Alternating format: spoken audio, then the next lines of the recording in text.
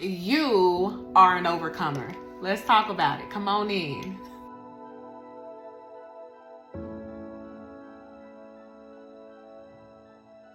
Hey, Bounceback family. Welcome to Journey to the Bounce Back. Let's hop right in. Oh my goodness, you guys. First of all, welcome to Journey to the Bounce Back. I pray that you have been journeying well. If this is your first time here, I am so grateful to have you. I don't know what this straight hair keep popping up like that for. My God. I'm camera ready again. Listen, I had to hop on here really quick. I just left an event that really has blown my mind. Back in May, the Lord told me to begin reaching out to shelters to go and speak to and encourage women. And I was like, okay, God, the timing is just kind of off to me. Like, there's a lot of things going on. Are you sure now is the time? Like, you just want me to reach out and just, what do I say? Like, he said, just reach out. And so I only actually reached out to two. The first one I reached out to is actually one that I stayed at. And this one is actually a lockdown domestic violence shelter. And so I can understand there was a little bit of hesitance there. So I never actually heard back from them on if they would allow me to come and speak. But I do understand, but I'm not giving up. I'm going to reach back out. But then there was this other one that kind of popped out to me as I was looking them up. And the Lord said, reach out to them, just kind of let them know you have a story you would like to share, you would like to encourage them. And so that's what I did. And the warmth and the love that I received in return via email was just like amazing. Fast forward to today, y'all, let me tell you, my heart is so full. I have been praying and waiting on the manifestation of this ministry that God has put on the inside of me for women who are having pit experiences, women who are needing a serious bounce back, women who are in desperate need of encouragement. And I've been praying about it for years, putting it before God. And I was like, okay, let me just try to, let me just keep moving and working. And eventually, I guess God will make the way. This is it. It's here. And so more or less what happened that kind of blew my socks off over the last few days. So last week, I began to feel just kind of those insecurities kind of try to pop up. You're not ready for this. Like, you need more time. You know, this is your first time, so maybe you should just wait. And I heard the Spirit of the Lord say, no, now is the perfect timing. So what happened was God sent 3 individuals my way this last weekend, and each with a message of encouragement, perseverance, and hope for me. And by the time Sunday night came, I got in from church and literally I spent maybe like 2 to 3 hours just weeping and putting it all before him, putting my insecurities, releasing those things, those deep things that I was feeling and that were trying to, kind of attack my mind, me attacking me even. And the Lord just began to pour out his love on me. So by the time Monday came around, I was like, okay, I feel better. I feel like I'm ready for this. And they sent me a flyer. The shelter sent me a flyer. And it said, first of all, they pulled my picture. They pulled my picture off of my social media. I was like, I wanted this to be low key. No, I wasn't trying to I didn't even put it on my social media. I didn't share with anybody. Those close to me knew about it, but I was not trying to make this like a known thing or event. That wasn't my goal. I just wanted to go and speak and encourage.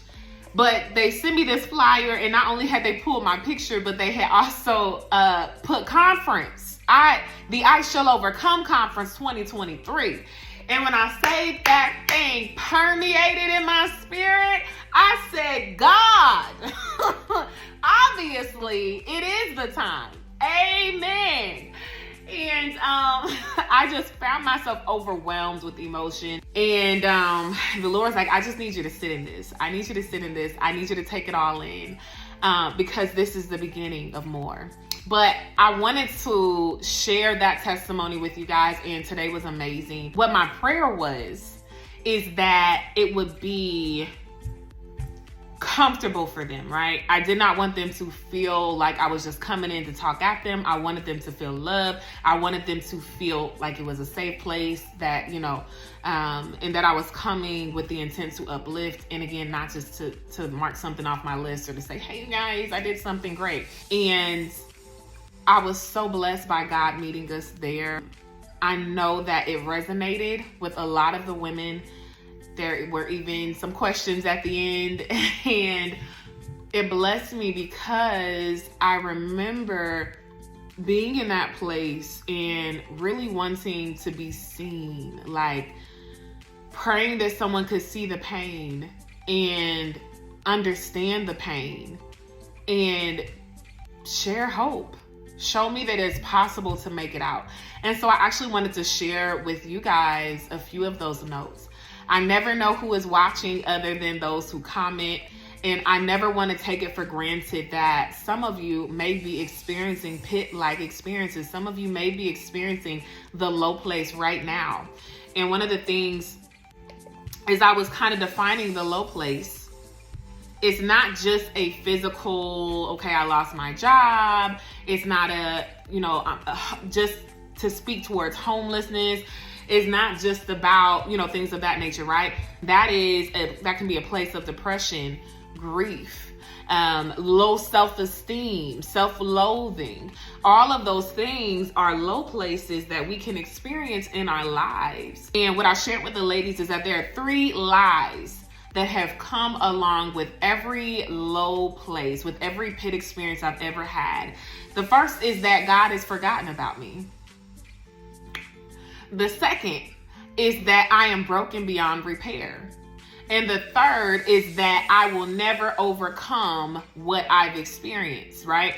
Those are the 3 lies that hell would try to plague me with. And I would agree with them. There were times where I'd be like, oh, well, I guess, woo, God, I feel like you forgot. There are times that we go through so many difficult things back to back. They pile up on one another.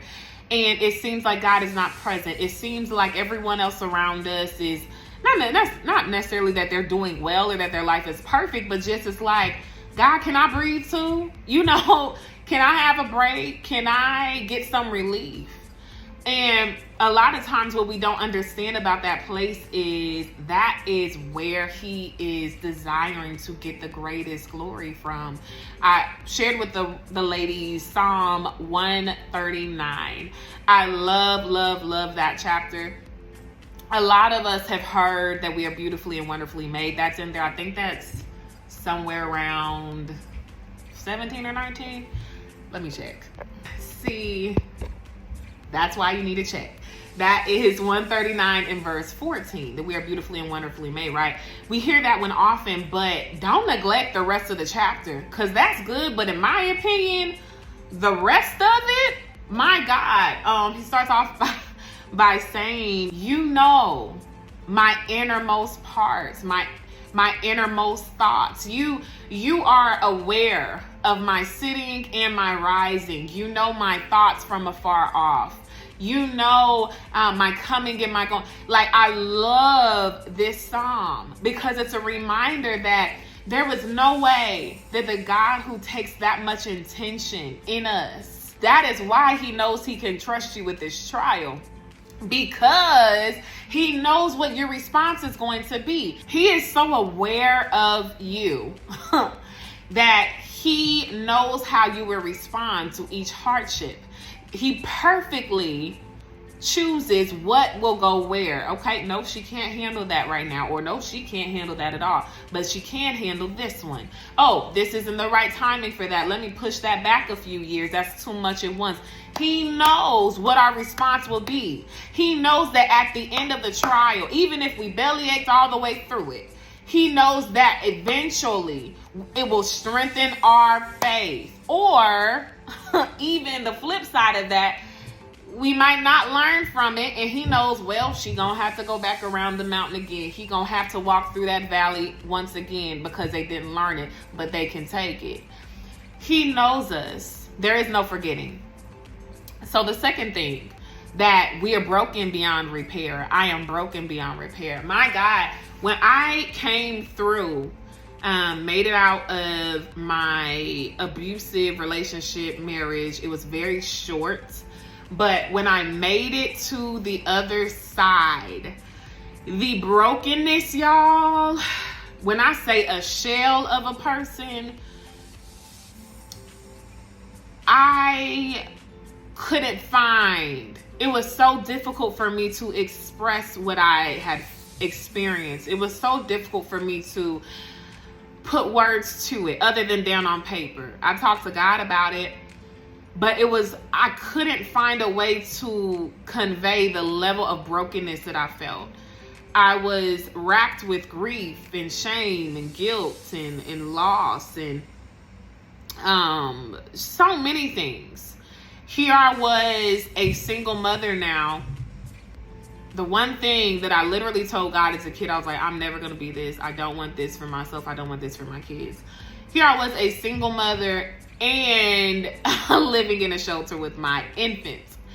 I remember the shame. I remember the brokenness. I remember even the trauma of it. For the longest time, I was sharing with one of the women today, for the longest time, I could not be around masculine, hyper masculine men. If they, or even just any man, if they raise their voice too much, I'm out. That fight or flight would kick in so quick. I couldn't deal with abrasiveness. I couldn't deal with yelling. Like, my heart would beat so fast because I had been so traumatized by what I experienced. And I remember even the process with that. It was hard to be around my own father for a while because what I experienced was that deep.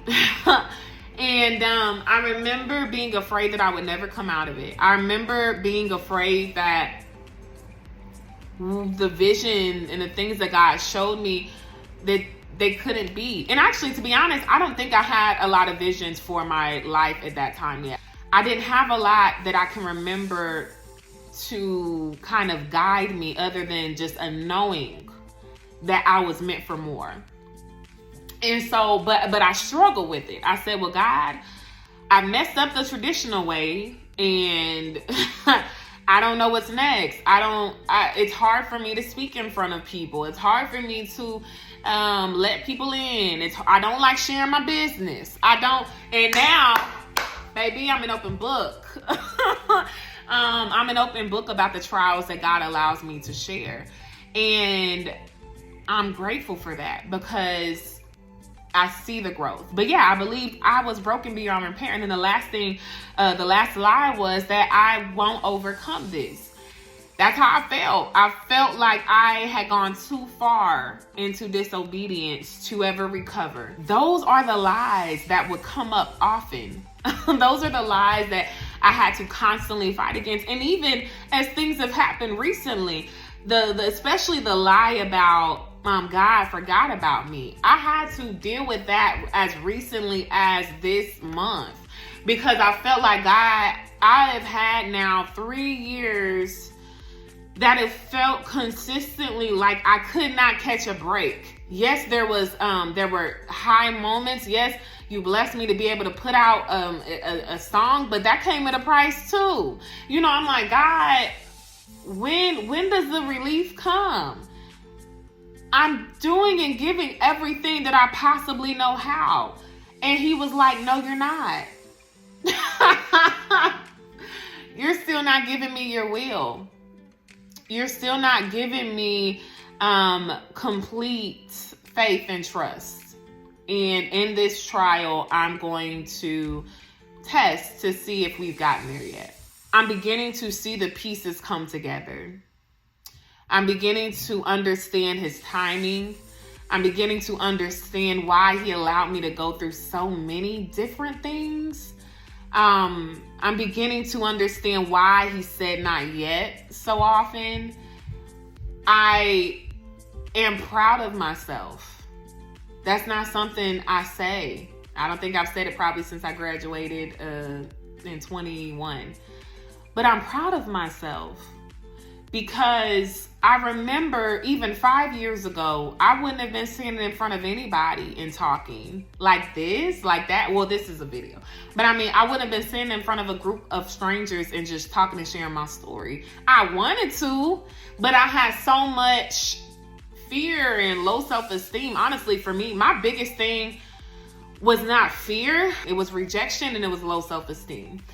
And as God has been working on that, pulling that out of me over these last few years, I'm watching, even through the difficult places, how God is using my voice in various ways to inspire and encourage other people. And y'all, that is all I've ever wanted. I encourage you to visualize the place of promise, whatever your Canaan is. What does your complete yes, Lord, look like? If there were no bars, no hole, no parameters, no limits on how you could serve others, on what you could do, on whatever your ministry is that God has assigned to you, whatever your calling is in the earth, because sometimes it doesn't look like a ministry. Sometimes it looks like God sending you into ungodly places to be a light.